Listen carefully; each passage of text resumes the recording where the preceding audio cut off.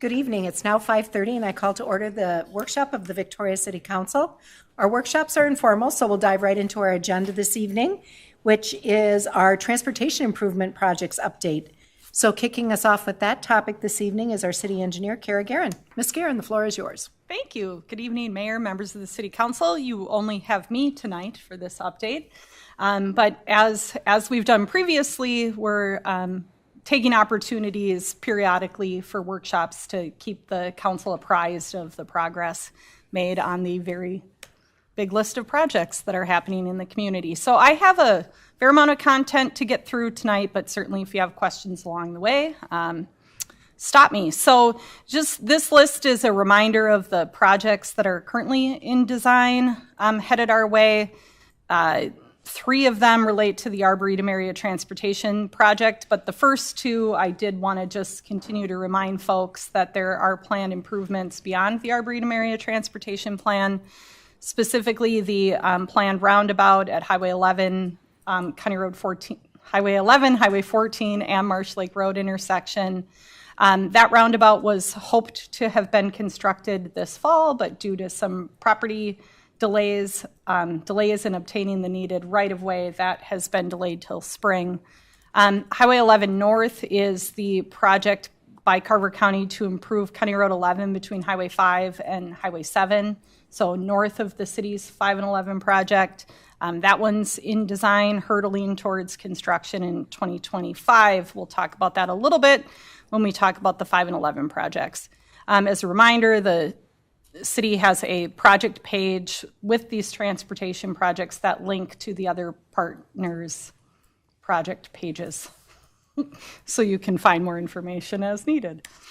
But specifically what we're going to talk about is the Arboretum Area Transportation projects. In the next 12 months, all of these are going to be hurtling towards construction. As a reminder, it's an investment of over $150 million in transportation projects heading our way, so certainly big impacts for the City of Victoria. One thing I did just want to note is that these projects are happening within the City of Victoria, but there are other regional projects happening around the City of Victoria that the county is coordinating. All of the projects over the next 5 years to try to balance and mitigate impacts on traffic. So just wanted the council to be aware that the county is not doing the work in a vacuum. They are paying attention to other projects planned in the area. So specifically, first we're going to talk about 82nd Street, what will become Highway 18 when the project is complete. As a reminder, that road is getting converted from gravel to paved. It'll be a 2-lane undivided roadway with a trail, a 10-foot trail along the north side of the road. This project is fully funded with state and county funds. The big news here is that the county did open bids for the project last Thursday for this one. They had 12 bidders on the project, and the low bidder was, I want to say, $2.5 million below the engineer's estimate. So that is good news. So SM Henches was the low bidder for this project. Construction will start. You'll start to see construction already happening in the fall and into the winter with off-road improvements, so things that can happen in advance of the lion's share of the work. But the construction is scheduled to be completed in 2025. Overall, this is a $29 million project, and as we covered, might have been 2 meetings ago, this is fully funded with state and county funds without any funding from the City of Victoria. So that is pretty impressive. Kara, will this complete in one construction season? The intent is that'll be substantially complete in one construction season. Now, whether or not they have to do some additional restoration and or landscaping work after the end of the project, that might happen. But the goal is to have this project open, this road open to through traffic before the Highway 5 project comes forward. It's anticipated that on opening day, we'll start to see 4,000 to 6,000 cars per day on this roadway. The other thing that I just should note is that when the roundabout is under construction on Bavaria, Bavaria will be closed to through traffic during that. So that will be a traffic impact to the community in 2025. Quick question again, Kara. You said 4,000 to 6,000 cars will probably be on that road when it opens. What is that? What kind of traffic is that road carrying today?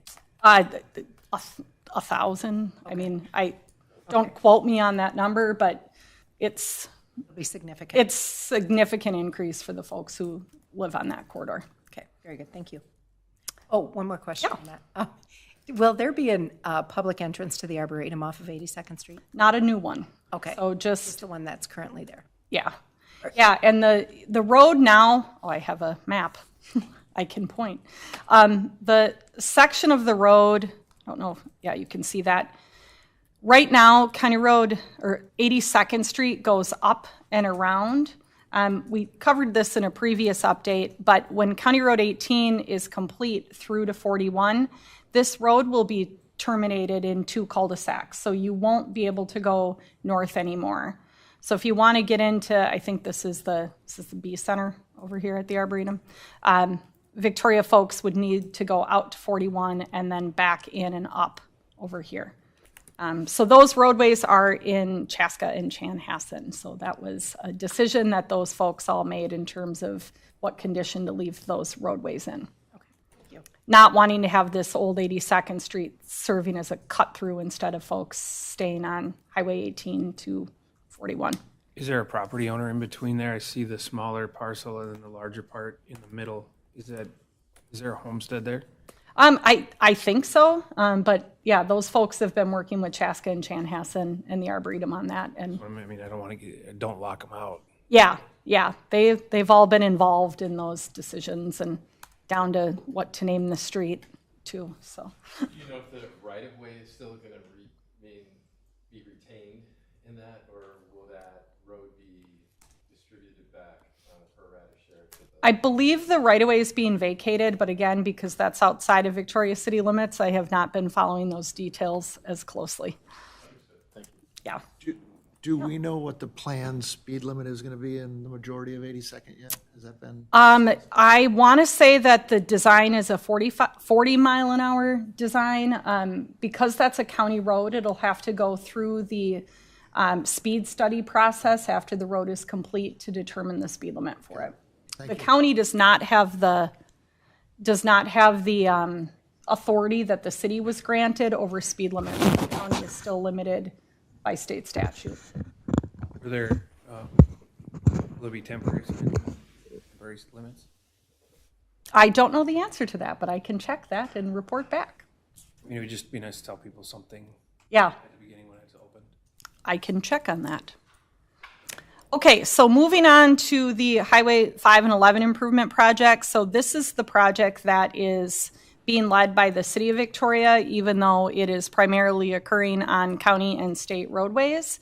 This is a major safety and capacity improvement at the intersection 11, and then also includes a roundabout to provide improved access both to the property owners who live north of the intersection, but then also to facilitate traffic in and around the 13 and a half acres.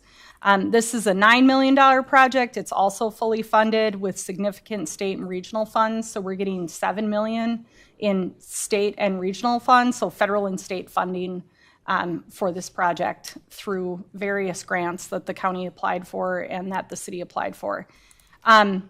Couple of things that I want to highlight on this is that in terms of construction staging, we are trending towards constructing this northerly roundabout first. And as part of that, we are exploring the connection of what we're calling a bypass lane, bypass roadway through the 13 and a half acres, so that when we do the next phase with the roundabout here, the second phase in the summer, Highway 5 will be closed to through traffic when we build this roundabout by Dairy Queen. So having a connection through the 13 and a half acres will give an alternative way in and out of downtown. It'll also give our emergency responders access to the mountain bike course, which is something I attend frequently. Right now, it does look like we can use federal funding towards the cost of Steiger Lake Lane. So there's only a portion of Steiger Lake Lane that the federal funds can be used for, specifically grading the aggregate base and then pavement 24 feet wide. So we are heading towards still putting the utilities underneath that roadway that would be needed long-term, as well as the sand section that we put under our roadway at a city cost. But we're continuing to work through that process. So because we're talking about using federal funds to build this temporary bypass, and because we wouldn't be removing it, we're also having to deal with the rusty patched bumblebee as it relates to the work in the 13.5 acres. So the design team is working through what that mitigation process would look like for the rusty patch bumblebee in this area. Specifically, an example of what we might have to do would be that we're only able to clear the ground in a particular timeline, so in spring. So we're working through that process with the regulators who regulate the rusty patch bumblebee and figuring out how that fits into our timeline.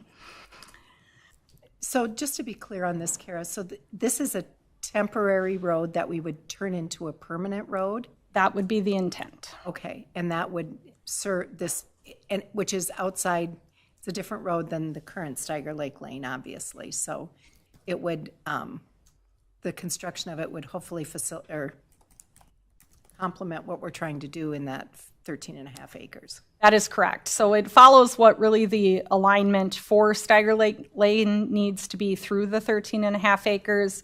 We'd want to get the sewer and water in the ground so that we could have that available as development comes in without having to disturb the roadway. It has, depending on the length and some of these impacts, it has the potential to save the city up to $750,000, depending on what portion of the bypass we construct. So if you recall, we've already approved a development in this area, the Marco McLean project. That's trending towards closing on that land. Under that development agreement, the city needs to build a portion of Steiger Lake Lane up through the Central Green area. Those plans are already approved. We're just waiting for a timeline to bid them. So then the bypass connection would just be from where that project ends out to Highway 5. But we do feel like it's a good opportunity to use some of those federal dollars towards a local connection, but also it's a pretty key connection to provide continued access in and out of downtown when Highway 5 is closed in 2025 to facilitate the roundabout construction. Yeah, I would highly encourage us to figure that out, because the timing on that is perfect. And to have to disturb a roadway that's already there that we've paid money for would be a shame. So the other thing that I just wanted to highlight related to environmental impacts is this roundabout here is impacting Three Rivers Park District property, and cut off the screen up to the north a little bit. Within our project limits, we have trail construction that's occurring on Three Rivers Park District property. Our 5 and 11 project is impacting about an acre of their property between permanent and temporary easements. The Highway 11 project to the north that goes all the way to Highway 7 is impacting about 9 acres of Three Rivers Park District property. So I'm going to try to not get too far into the weeds, but the type of property that land is requires the county to follow a specific mitigation process. And because the impacts to the north are 9 acres compared to our 1 acre, the county is leading that process and dealing with that mitigation through the Highway 11 North project. So we're just along for the ride for that process.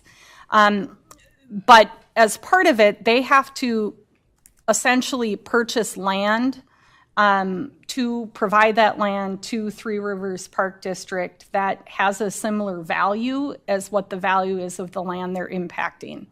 So there's appraisals in process, mitigation properties in process that are quite complicated, that are being led by the county and the county board.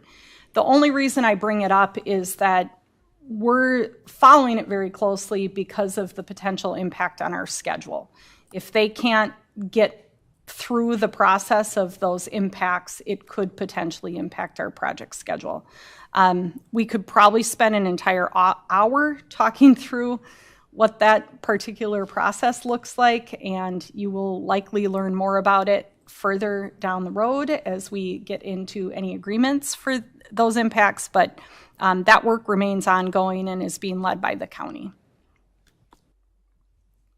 Just so that I'm clear, there's no process that we can do to assess them because there's no real assessed value based on some of the other projects we have going on, yet we, or other county entities, other municipalities can get charged an appraised value that they believe the land is worth. So, isn't that kind of the same thing that we're asking if we're asking an appraisal? Yeah, so this is pretty different because this is considered 6F property. So it is land that the Three Rivers Park District acquired through a particular process that has federal restrictions on what can be placed on it. So it's really even outside of Three Rivers Park District's control what that process looks like, and it's quite complicated. If we want to talk more about that, I would probably ask somebody from the project team to be here to speak to what that process looks like. Okay.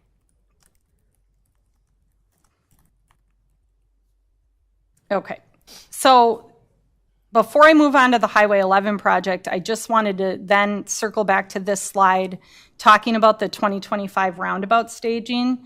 So I just briefly covered four roundabouts actually that are going to be constructed in 2025, three of them having traffic impacts. So the bubble down here is the Highway 11, 14 Marsh Lake Road roundabout.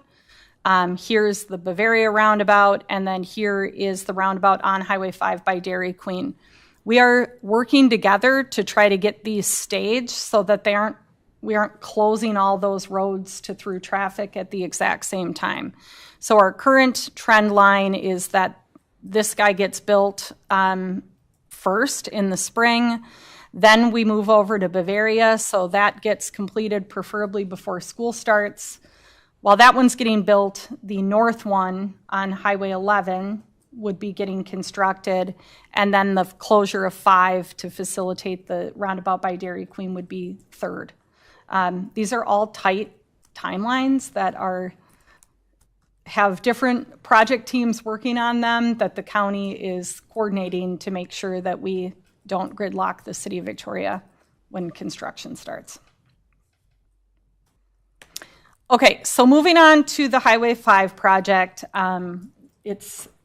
We've talked through this a couple of different times, but I just want to remind everyone its expansion to 4 lanes from Highway 41 to the fire station. There's intersection improvements at 41 and 5. And then this project does include Rolling Acres Road, which has speed and safety concerns. So just as a reminder, some of the reasons why we're improving Highway 5 are noted here on the slide. I'm not going to read through all of them, but really the expansion to 4 lanes is necessary to accommodate what is anticipated to be 50% increase in traffic above and beyond what it is today. And as I like to say when I'm around giving folks presentations on this topic, Highway 5 has not been improved for the last 50 years to accommodate additional traffic despite endless development out in Carver County. It does have above average crashes, and those are only going to get worse, both in number and severity if we don't complete improvements. And then certainly looking to improve transportation facilities for walkability and bikeability are a part of the improvements. So I do have the layout slides in here. Dan Lanis presented these to the council a couple of meetings ago. I have them in here should we want to come back and reference them at all. So I'm going to move through these next few slides relatively quickly, but we're working from downtown Victoria towards Highway 5. So we have the planned roundabout at Commercial. We have the pedestrian overpass at 78th. traffic signal at Park Cochia, very much improved intersection at Rolling Acres Road in Bavaria with increased number and lengths of turn lanes in all directions. Permanent signal at Minnewaska. The signal that's there right now is just temporary. When improved, that will be a permanent signal, and the south leg is set up to accommodate a new entrance into the Arboretum. Widen 4-lane through the narrowest part where we have water on both sides. Arboretum exit only in its current entrance location. You can see on the north side here that right now, if you look at the entrance to the Arboretum, there's a road that goes to the north, Crimson Bay. That road is being, that access to Highway 5 is being removed, and they will connect up to 78th Street in Chanhassen. So those folks are Chanhassen residents. Can you go back? Sure. Sorry. One more. Go back one more. Is that entrance being done at the same time? So the University of Minnesota is looking to align their timing with the Highway 5 timing, but So that they have an entrance, because the way this reads, they wouldn't have an entrance. yeah. Yep. And then improvements, a lot of improvements to expand the intersection of 5 and 41 to accommodate the traffic that is there today and will be there in the future. That is the same thing. So then Rolling Acres Road. So I'm going to flip-flop directions a couple of times, so I'm going to just get you oriented here. So now we're on the north side of Rolling Acres Road by Mount Olivet Church. So roundabout at Interlochen, median, pedestrian underpass at the regional trail crossing, roundabout at Tamarack Trail, and then we're heading back. Here's the Apple House. So the Apple House property access gets relocated with this project. Further north, right? Yeah. Yeah, north is to your left. So now I'm going to switch here and flip directions just to confuse you. So what I wanted to do with this slide was just highlight, specific to Rolling Acres Road, some of the changes that have or haven't occurred since the Arboretum Area Transportation Plan was adopted by the city. So the layout that you're actually looking at here is from the open house that was held in August of 2023, so a year ago. So it was the first open house that was held after the completion of the Arboretum Area Transportation Plan. And I just wanted to highlight some things that were different and some things that were the same. So in the lower right-hand corner, you actually have the plan typical section for the roadway from the Arboretum Area Transportation Plan. So when we adopted the Arboretum Area Transportation Plan, we did have an 18-foot wide median in the plan. That hasn't changed. So the median hasn't gotten bigger, it hasn't gotten smaller, it's remained a consistent 18 feet. And the reason for that 18 feet is to be able to accommodate the ability to landscape within it. And we had a presentation on visual quality the same time Dan Lanas presented those other layouts a little while ago. I don't have updated visual quality information for the City Council tonight. That will come forward at another meeting. Kendra and I have been meeting with the project team to work through different options. We're getting input from the Public Works team. So we're getting closer to probably being able to share an update with the City Council. Outside of that, from the Arboretum Area Transportation Plan, there were some modifications to the lane widths in order to reduce the impacts to the community as a whole. So originally the drive lanes in the plan were each going to be 14 feet. Those did get reduced to 13 feet. One of the boulevards got reduced from 10 feet down to 6 feet. And then the trail north of the underpass got reduced from 10 feet to 8 feet. So all of these changes were made after the Arboretum Area Transportation Plan, as the project moved forward to design to try to minimize the impacts to the adjacent property owners. So those changes did occur and are incorporated into the current plan going forward. Then working from south to north, the roundabout at Tamarack Trail was added after the Arboretum Area Transportation Plan, after the project went through a value engineering study that identified that it was an opportunity to facilitate turning movements for folks who live on the west side of the road that wouldn't be able to have full access through the median. Doing so also resulted in the driveway for one of the homes being changed from Overlook Lane out to Tamarack. So, and then a sidewalk was added. So these changes did occur after the Arboretum Area Transportation Plan, but were shown in the layout from the September open house in 2023. During the Arboretum Area Transportation Plan, the pedestrian underpass or overpass had been identified as future or optional. It's now included in the plan. That's moving forward based on just funding opportunities. So then those are the biggest changes. The roundabout for Interlochen was in the Arboretum Area Transportation Plan, but it showed a full access into the church as a fourth leg to the roundabout. That actually got changed in 2024 after a technical review of traffic operations at the church. So I'm going to cover 2 additional elements of this then, 3 additional elements of this. Specifically then, what's changed recently is what we want to talk about next. So just first, are there any questions about the changes occurring since the Arboretum Area Transportation Plan? So a quick question. So the church is right in, right out of that entrance moved further south, correct? Correct. So if you're coming from the north, you'll be able to just turn right into the parking lot. If you're from the north, when you leave, you have to go out right. You have to go down to the second roundabout, loop all the way through, and then return north, correct? That is correct.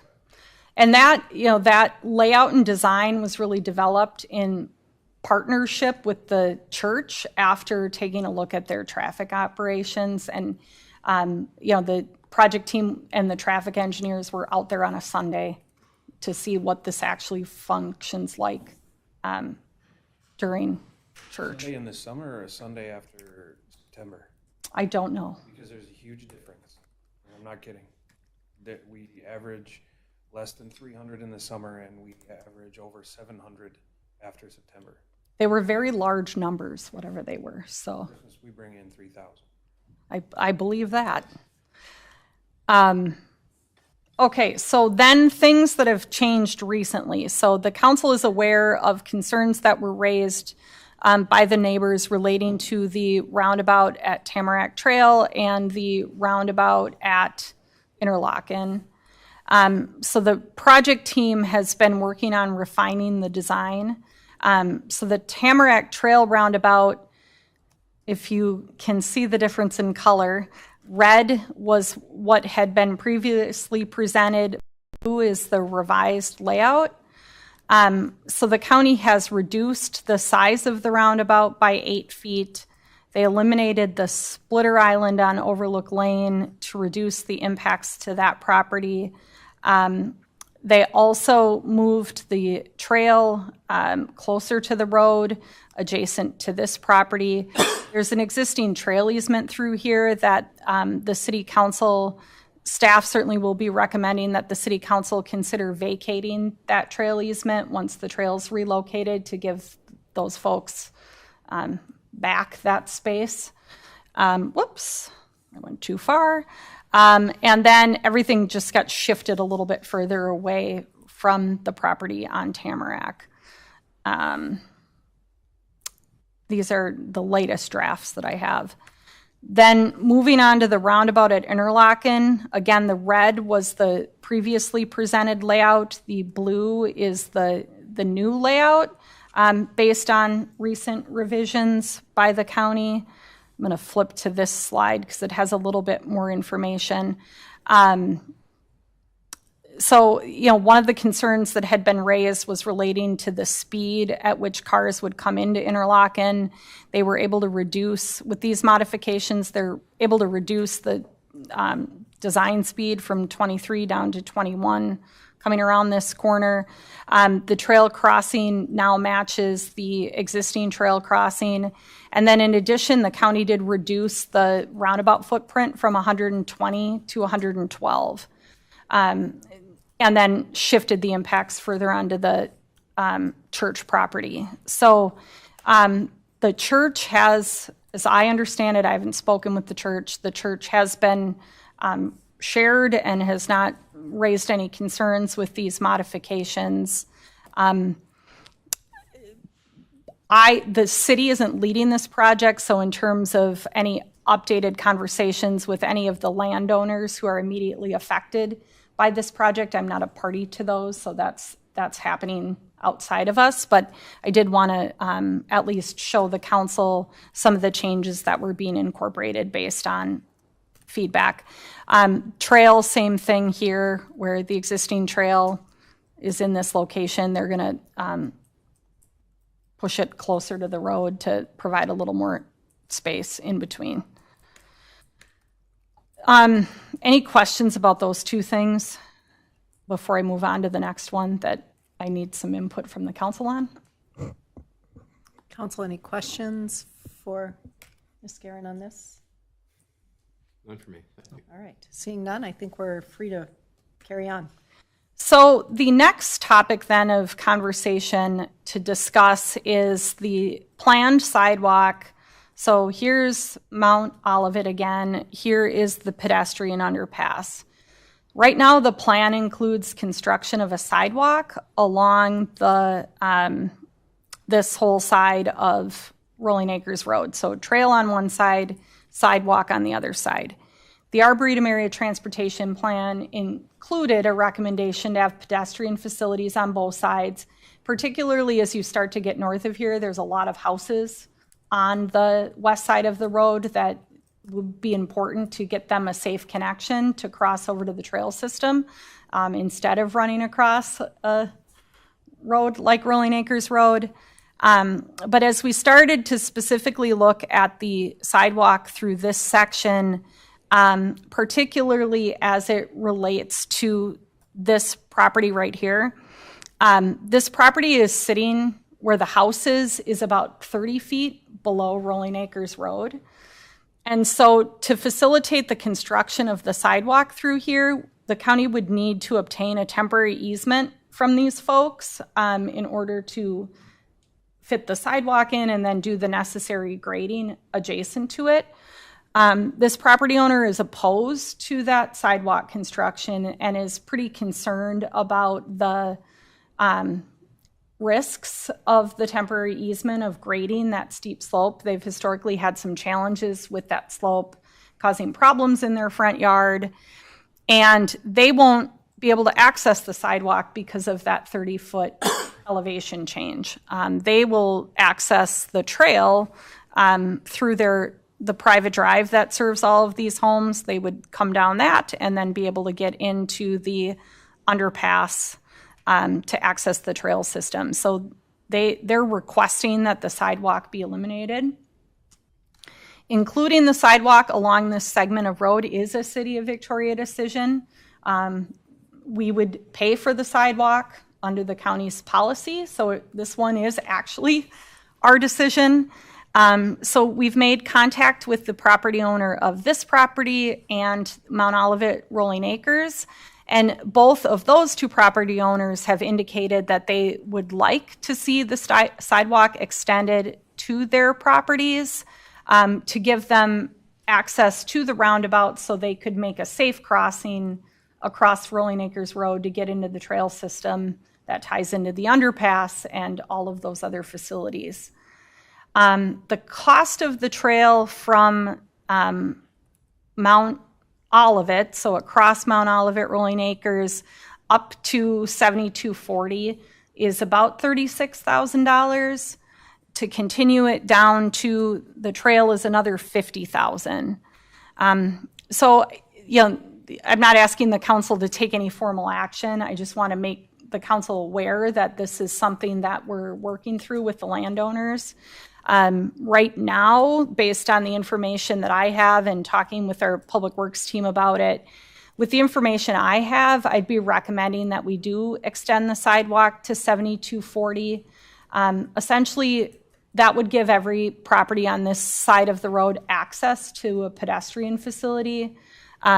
But I wouldn't recommend extending it past 7284 because of the grading challenges and the concerns for that property owner. So again, not looking for any official action on that, but if you have comments you want to share or questions, I'm happy to receive those or answer any questions you might have about that. Just a clarification, so from Mount Olivet to 7240 was 36,000 Correct. roughly? Yeah, and we'd be proposing, so the county is working with the property owner at 7240 at potentially adding a second driveway in this location. It's a little bit complicated, but this parcel has a conditional use permit for a boat access granted by the city. And with this median proposed in front of their driveway, it could create some challenges for boats to get in and out of the boat launch, just because it's like this crazy hairpin turn to go in and around. So the county is looking at adding a second driveway in this location. And so that 36,000 would get the sidewalk up to the location of their second driveway. That's why proportionately the 50,000 is, from here down the rest of the way. Got it. Okay, so we want a sidewalk to get people from 7240 to the roundabout? Yes, and Mount Olivet, Rolling Acres, that property. Okay, so would they typically be walking? I did hear from them that they would like the sidewalk to go in, to be able to walk to the roundabout and cross it. I mean, this was budgeted, right? Correct. So we're really saving money because we're going to cut it off by $50,000, correct? Yeah, we'd be reducing the city share by 50,000 and then accommodating a specific concern and request by one of the property owners.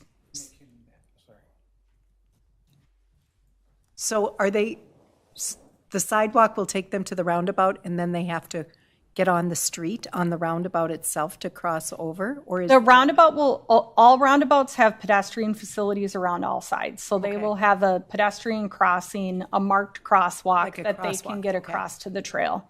Okay. And then from there, they could go down to the underpass and get to downtown Victoria and get to Excelsior and anywhere else they want to go on the trail. And then 7284 would be able to access off of that street? Correct. That private driveway will connect into there'll be a little piece of sidewalk in here that'll get those folks access to the underpass. Okay. So essentially, we'd be giving everybody access. We wouldn't be leaving anybody without access to. So this might be the sidewalk that I heard that goes to nowhere, but it actually does go to somewhere. Okay. Yes. Thank you.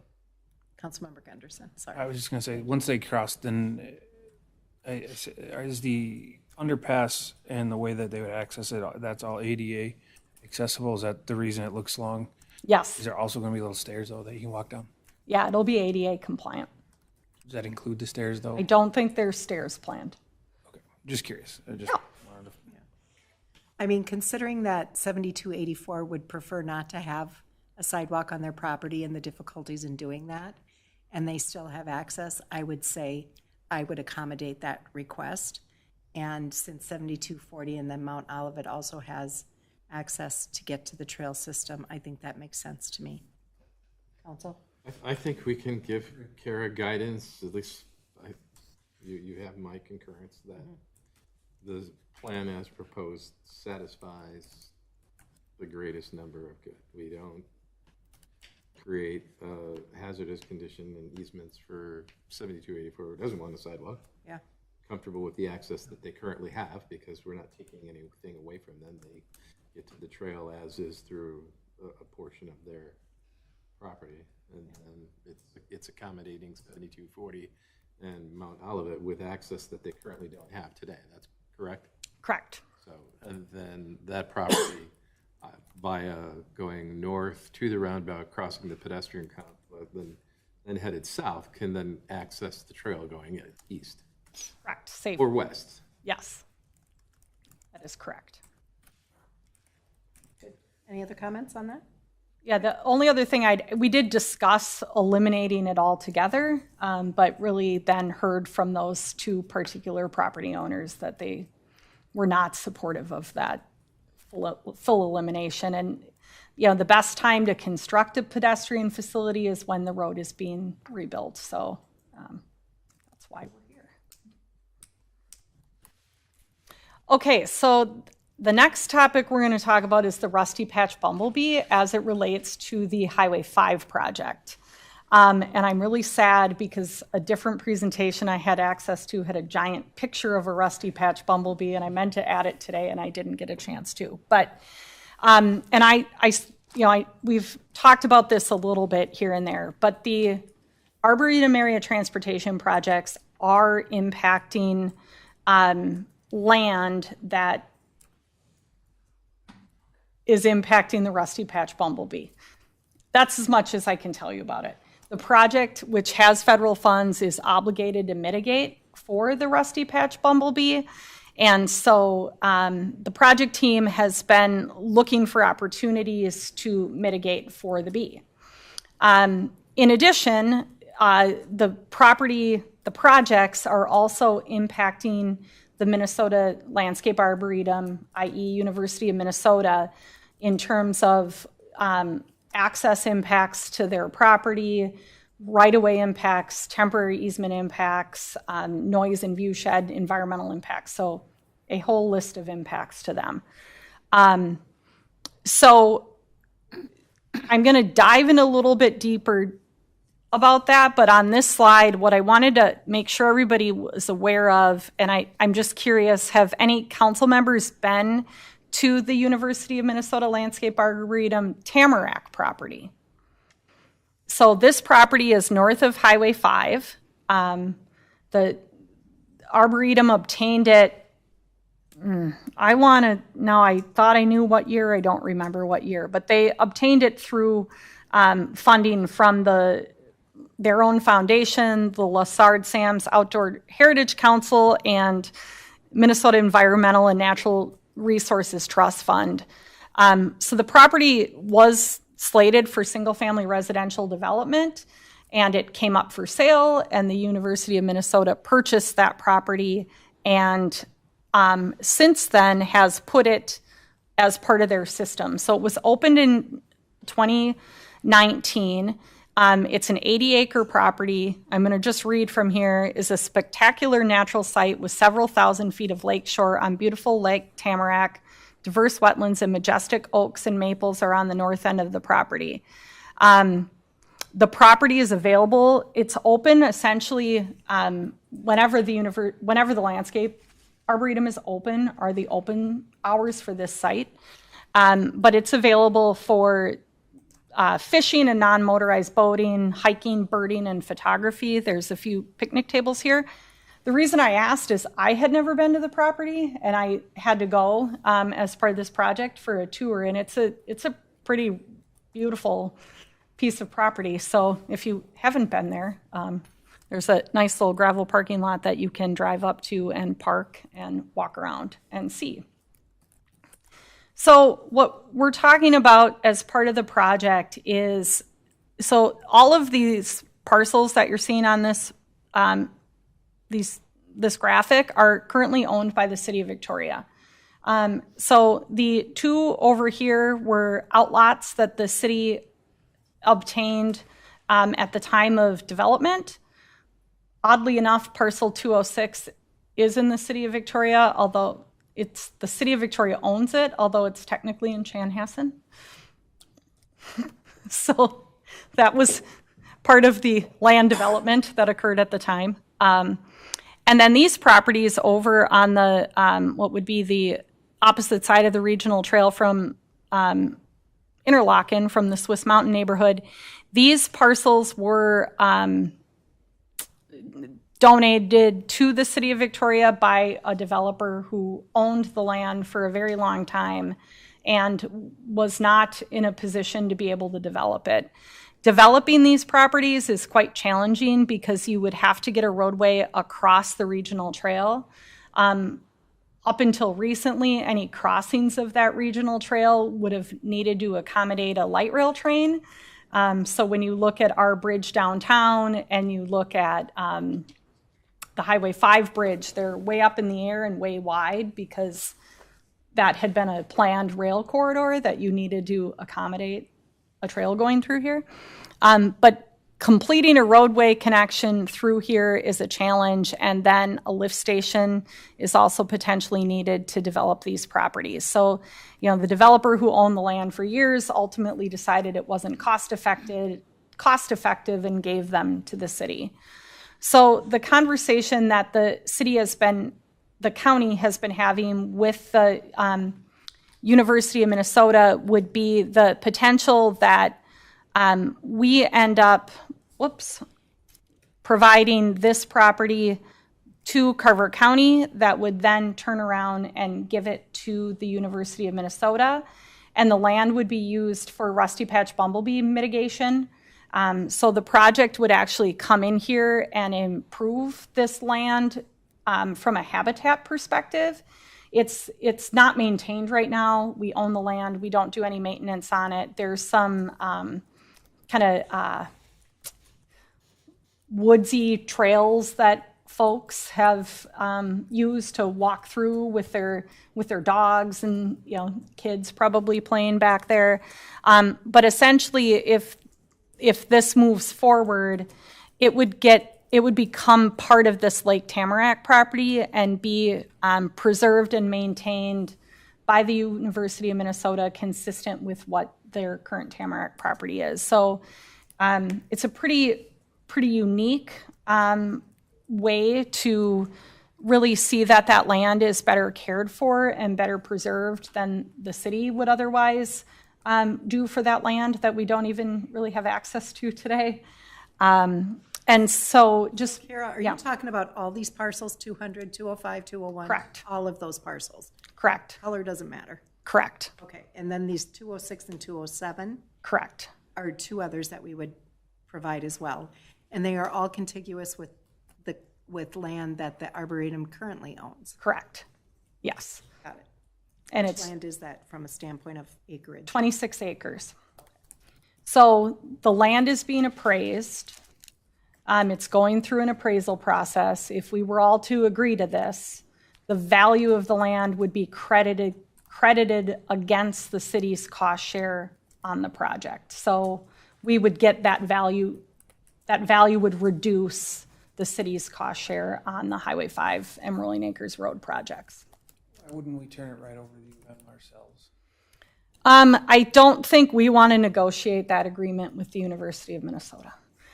They're working through, they have to acquire additional land for the project. So they're working through a big land deal, moving all of these different properties. This way we don't have to be a party to that directly. One more land the county's doing. Yeah. One more, and Yep. So your question for us is, are we agreeable to this plan? Yeah, I mean, at some point you would know more about the value and about, we'd end up having to enter into an agreement in some fashion, but wanted to make aware that these discussions were happening and make sure there weren't any concerns by the council. The other particular thing is we have a road right-of-way that runs through these parcels that we'll need to decide if we're going to vacate that road right-of-way. If we are going to trade these parcels for the purpose of bee mitigation, I'm not envisioning that we would want to construct a roadway through this corridor, but that vacation would require action by the city council, public hearing, so on and so forth. So just, again, looking for any feedback, no specific action, but if the council has any questions or feedback on this. So my opinion on this is land that we have in our possession that doesn't give us any future tax benefit. It's not buildable. It's, you know, and for preservation purposes, because it is contiguous with the University of Minnesota land, I think this is a great opportunity for us to help get that mitigation in place and also to reduce our cost share on this. So this is a plan that I am in favor of. Yeah, I mean, I'm not in disagreement at all. The donated land makes me nervous just because of what happened on 78th Street, that with donated land. That was land donated by a family to another organization that chose to end up selling it because they couldn't do with it what they wanted to do with it. I wouldn't want the same to happen here, meaning that if all of a sudden we do, and we have said that it's buildable, just very difficult to build on it. What's to stop the organization that we donate to from? Are there agreements that we can put down that we can make it unbuildable, or that they will never be developed into development or homes or? That's a great question. So because it's being proposed for Rusty Patch Bumblebee mitigation, it will need to have a conservation easement over it that protects it in perpetuity to not have that happen. And then the road, then if we're donating the land on each side of that right away, why don't we just make that go away and make it all under that outdoor agreement or conservation agreement? That's my opinion. I mean, I would agree. I mean, it's like we said, we can't access it. We can't do really anything with it, so we might as well get a discount out of it, right? So. For sure. Council, any other comments on that? No, I mean, I think that we have a due diligence responsibility to understand what value there is in doing this, but from what has been presented here, the parcels that are buildable are predicated on a very costly road structure to get into that space, where it may not be of an economic fair trade-off to invest so heavily in a piece of infrastructure to serve parcels that we would potentially never get fair value for in terms of a longer-term view. So overall, this is, a seemingly good idea, and we should definitely pursue. Do we know what our cost share was? Sorry, Greg, I cut you off. Pardon? I didn't mean to cut you off. No, I mean, that's the cost share is going to be like the determination of an assessment of what this is practically worth, right? I was just going to ask, what's our cost share on the project? I don't have a specific breakdown yet for the Highway 5 project. That'll come forward at a future meeting as we start to get refined estimates. So the council will see what our cost share is. Overall, for the $150 million, we've been saying 8 to 10 million, 7 to 9 million. Dana, I can't remember. 8 to 10 million. So are we looking at anywhere from 5 to 20% of the? I haven't seen the appraisals, so the appraisals aren't done yet. It is a worthwhile comment to make that the reason you're seeing buildable here is that from a planning zoning perspective, they do meet the requirements to be buildable, but Councilmember Vansky is exactly correct that the cost to be able to have them be buildable is what drove the developer to list them for sale or donate them to us. Got it. Okay. Okay, so given the time, I am not going to go through the next 10 slides I have on construction staging. You've already seen them. What I do want to note is that essentially we're looking at 26 and 27 construction for the big Highway 5 project. 26, they'll focus on the north-south roads, and 27 on Highway 5. We did host a meeting with the downtown business owners on last Thursday where we went through the staging information in detail with those folks. They've been asking for that information for quite some time. This information was shared at the open house, and Dan Lanis went through it with the council fairly quickly. So I'm not, in knowing what's on the agenda tonight, I'm not going to talk for a lot longer, so I'm going to skip over those. But I do want to highlight that joint powers agreements will be coming forward for all of these projects that we covered tonight. The council already approved the joint powers agreement for Highway 18, 82nd Street. That one had no cost to the city. You're going to start to see these other ones coming forward as soon as they're ready. All of them have different cost-sharing agreements and different parts the city's participating in. So ultimately, you have to approve the work happening within the city limits and the part that we have to pay for under the county's cost-share policies. So more to come on those. And with that, I will had our last slide to find out what was making you nervous or excited, but I know we have a full agenda tonight, so. All right, give us 1 minute here to cover with the council if they have anything additional to add. I'm excited. I'm nervous about all the. I share your view that I think there's a lot of good news that we heard today. Certainly there were some elements that we're well familiar with, the amount of acrimony that we had been presented earlier with. I think that what the revisions we've seen feel to me like what I've seen is a best fit when we balance the needs of property owners versus the overall community in general, and the idea of taking land that's in our public domain and putting it to a perhaps higher and better use than what we're able to get out of it today. Doesn't feel like that investment trade-off is there, although we're going to, like we said, do our due diligence on it. Thanks for putting this together, Kara. Good. Any other last comments? If not, I will entertain a motion to adjourn. Motion to adjourn? Second. We have a motion and a second. All in favor signify by saying aye. Aye. Aye. Any opposed? Motion carries. We stand adjourned.